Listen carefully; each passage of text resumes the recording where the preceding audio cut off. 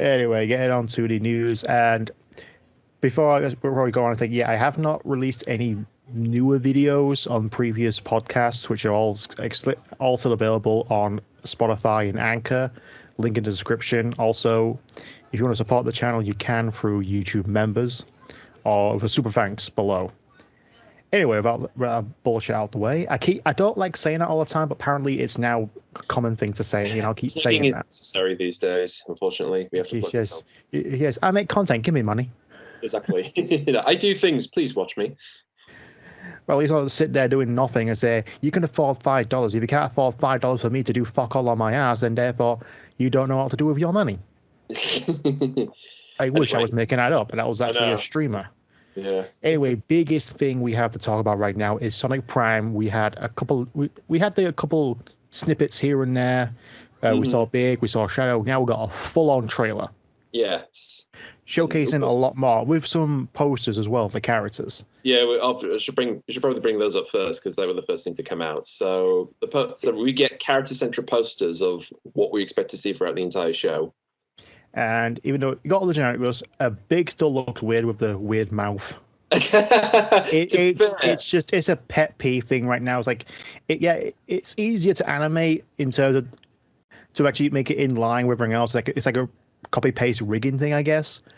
But it looks weird on that character. To be fair, he's always had a very neutral expression game-wise, so it's kind of going from that extreme to this. I guess that's what makes it odder. Yeah, but it's like just the emotionless face. That's what he is. Giving him an expression, giving him a mouth with more expression, it kind of ruins that. I don't know. I mean, again, these are going to be slightly different takes of the characters anyway, so I'm okay with that. We have also Shadow, Sonic, Tails, Knuckles, Rouge, Shadow, and Eggman. Yeah, there's Amy has slight design change, but mainly because she now has white collars around her, basically. Which, of all things, it makes her dress, which she's had since '98, look a bit more sporty. I don't know. It's just something about the vest look, I guess. It's putting those little things on. Yeah, I guess some artists actually do that anyway.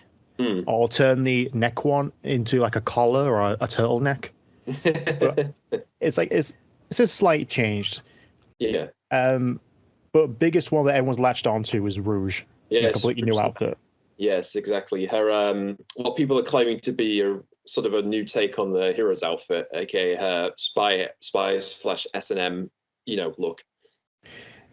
Yeah, and also people say her breasts look smaller. I won't tell you how many pieces of artwork I've seen where it's basically a constricting outfit. I'm going to tell you this. One of the first things when this came out, one of my friends showed me that Wolverine meme that goes around, him laying in the bed looking at the picture, already just him looking at the bosoms and missing them. Yeah. Well, the thing is, I'm kind of weird about, we're going to the trailer.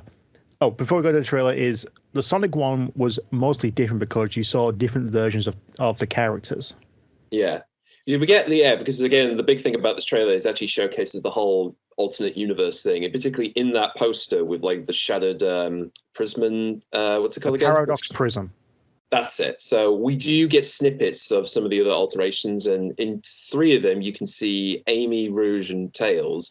We're going to talk about Amy and Rouge in a minute, but there's one version of Tails which looks to have like a different outfit on already. So he seems to be not what we see in the trailer. Yeah. Being like, I would say, just talk about the trailer now, because I've got something to say about it as well, which people seem to be don't seem to realize.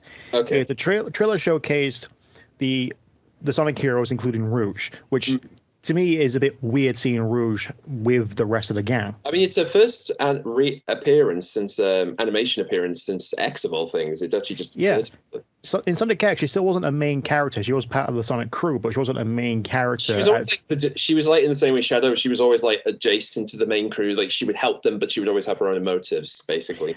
Yeah, Bo Koon was more prominent than Rouge was in the show. Yeah, and I didn't like Bo Koon. That's a whole other argument. Yeah, so seeing her as a mainstay among the crew just seems a bit weird to me. And that's coming from a lore perspective. Yeah, although the thing is, one of the things that you mentioned, I think we might have talked this last time, there was a bit of a leak early on saying about when the show was coming out, and it just said December 15th, which I think was when the leak came out. And also talking about, I think the first episodes are going to be like a two-parter. Which, yeah, that's the other thing as well, because this trailer showcases the big battle with classic badniks, Eggman breaking the prism, and everyone gets sent in different dimensions. And Sonic goes to one where Eggman rules, or at least the Eggmen in that concept art we saw a while ago. Yes. And we have the four characters, and they're all in a rebellion or a resistance against the Eggmen. Yeah. And the character designs for that, like Knuckles is all scarred up and wearing a bandana. He's got Rouge seems to be. Knuckles. Yeah. He's actually got Knuckles. He's got 3 spikes on. He's like Knuckle Buster. That's the thing he's also got. Yeah, a Knuckle Duster. Exactly. Rouge seems to be in an army outfit. Yeah, I remember when the teaser poster, I generally did think I told you this, she looked like she was like an air hostess, with a cap on. But yeah, she looks more like a general or soldier, at least. Tails has 6 robotic tails, and his quips of fur are up. Yeah, Amy's the biggest drastic one because she has 3 foot she has 5 foot legs. She's basically become equivalent of the Lone Cyberman and the Terminator all in one. I was thinking more Bunny Rabbit, but go ahead. Yeah, well, again, don't worry, we're going to get into that stuff because, again, I've been part of a slight sidetrack. I'm part of a reanimated group who's doing a redo on SAM, and particularly that was the first thing everybody latched onto. So there's a picture of Amy stealing Bunny's legs, so yeah. Yeah. Yeah, she has like mechanical eye. Some of her locks are mechanical as well, and she's like just giant legs. Yeah, she's a tall lady. She's taller than the rest of them. In fact, there's a shot of them like walking along, and she towers all over them. Yeah, she is now the Lady Dimitrescu of the group. Oh god, to be fair, I've never got the obsession with that character. She always kind of. She's 9'3". I know. It's like, why would you find that? She's a vampire. Well, technically, vampire lady. I know that's the game yet. I haven't played the game yet. She would literally suck your entire life out of you. Why do you find that sexy? I don't know. As Markiplier describes the character, because he got obsessed with her. Every thumbnail had her face, and her crystallized form when you beat her in every thumbnail during his playthrough. And he describes, I always wanted a woman who can crush my head with their thighs. And Lady Dimitrescu answered his prayers to a point where his girlfriend gave him a body pillow of her. And he bought himself a 3D mouse pad as well. Oh god. Oh my lord. I wish I was kidding, but anyway, back to Sonic Prime. I swear, with the Amy version, she would crush your thighs in 2 seconds flat with those steel babies. It'll feel cold as well. Yeah. One thing I want to bring up as well in terms of this trailer, this is the 2-parter, because it reminds me immediately of the trailer we saw for Sonic Boom when that was first announced, and every clip was from the first episode. Yes, you're right. That's true. Because again, it's like I'm going by the early footage we see with Sonic and Shadow having it out. Presumably, that's earlier in one of the 2-parters. Like at one point, maybe it starts out with them arguing about something, and then he gets involved with Eggman, and then of course this leads into him literally trying to get that MacGuffin out, and of course, causing the whole universe shattering up. Yeah. So this will, like I said, it will surprise me if this is the first 2-part. Like after this, you'll go to Jungle Amy or Pirate Knuckles. That's another one I remember seeing. Like, there's an image of like a Knuckles skull and crossbones on a pirate ship.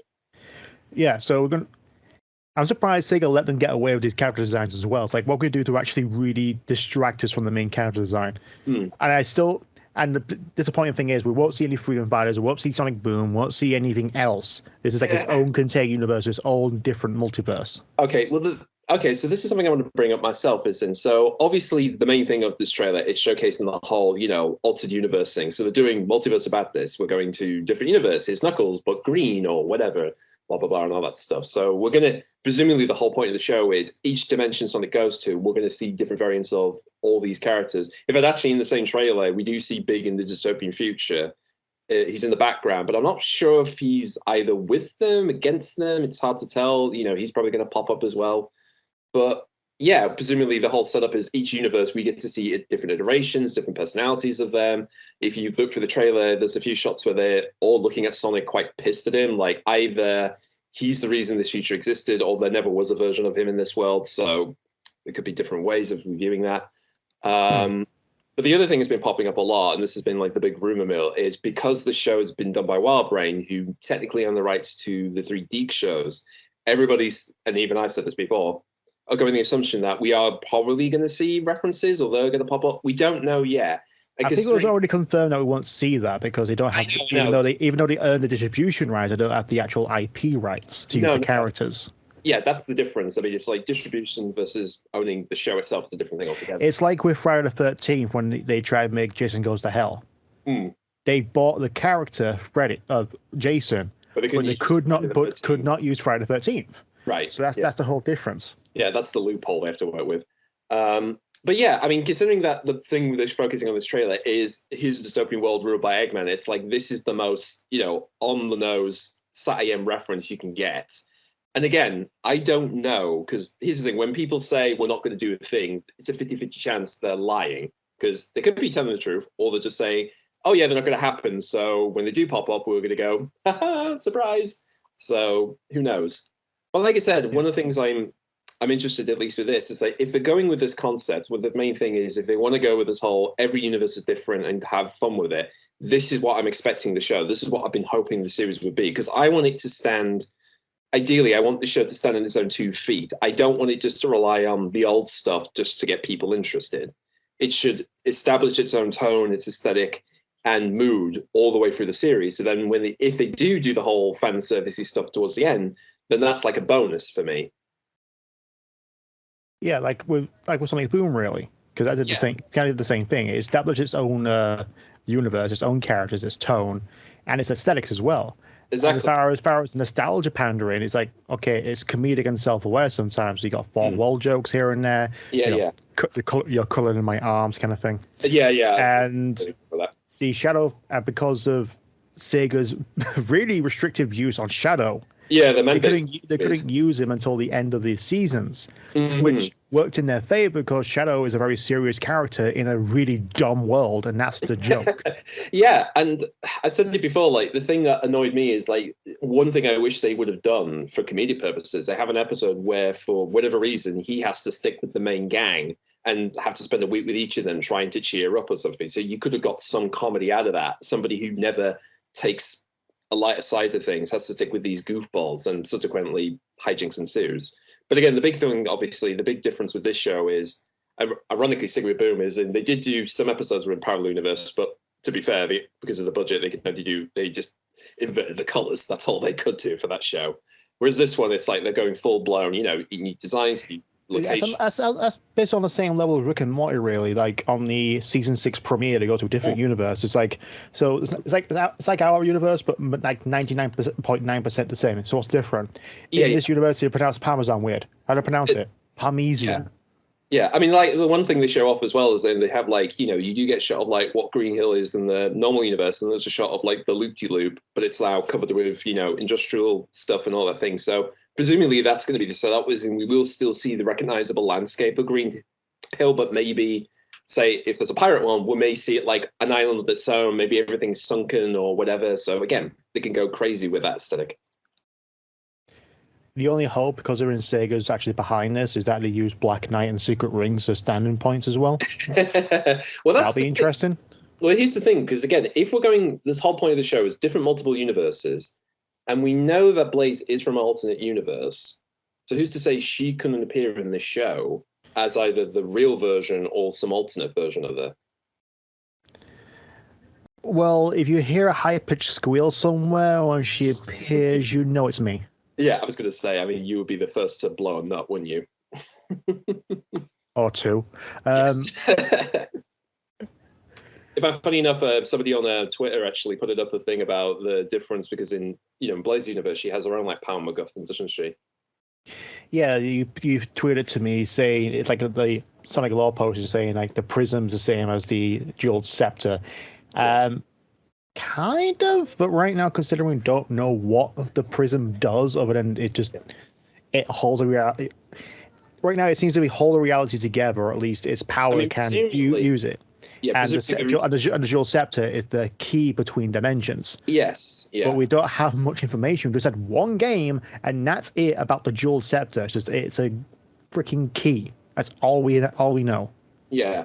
I mean, it is funny when you get down to it. The Sonic universe has a lot of powerful jewels in their universe. It's amazing how many different types and things could do different things in their universes. Then up until the Phantom Ruby turns, I was like, oh yeah, we can actually outdo the Chaos Emeralds with this damn thing. And I still stand by my theory that it's a bootstrap paradox. It just appears and reappears over and over through time Yeah, and space. its creation alone has caused it to just exist in the universe. Who composed Beethoven's Fifth? Exactly. But yeah. Yes, I did. I did finally watch that. I started watching Doctor Who and watched that episode. Oh, we'll talk about that off air a bit more.